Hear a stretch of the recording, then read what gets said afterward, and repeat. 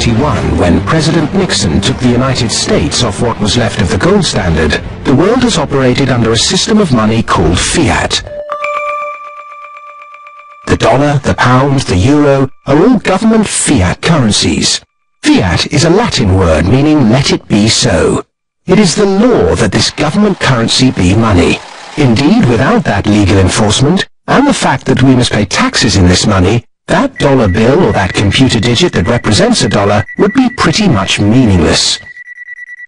Only the government has the power to issue fiat money, but banks can create it through lending. If somebody wants to borrow $10, a bank can create it from nowhere and lend it. It can then charge interest. Banks also create money by lending against an asset, such as a house. They're given the deeds to the house, and they create the money out of nowhere and lend it, at interest of course. Over the last 40 years, since this fiat system of money became the global norm, the supply of money has grown exponentially. In fact, we've seen the greatest growth in the supply of money in history. But who benefits?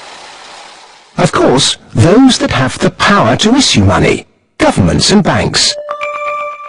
They haven't had to do anything productive, they just create money. Then those companies and individuals that get this money early. They can spend it before the prices of the things they want to buy have risen to reflect the new money in circulation. In other words, they get services, products, assets cheap.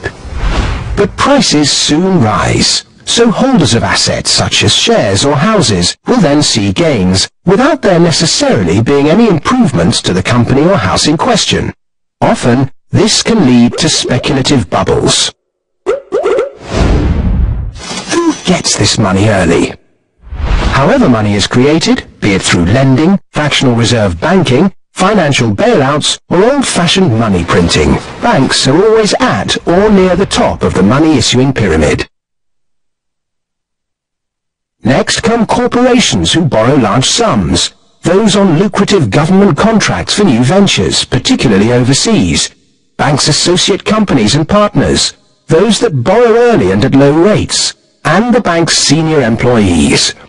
They all quickly get their share of the pie. In some cases, this will come in the form of bonuses. But what about those at the bottom of the pyramid?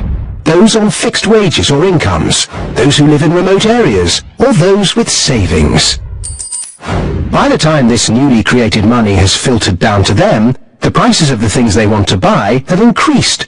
Their savings buy them less, however, and their wages remain largely unchanged.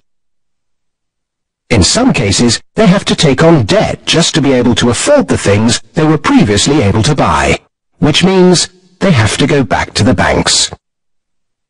In reality, this process of creating money only redistributes wealth from the bottom to the top of the pyramid, and thus that ever-increasing gulf between rich and poor gets bigger and bigger and bigger.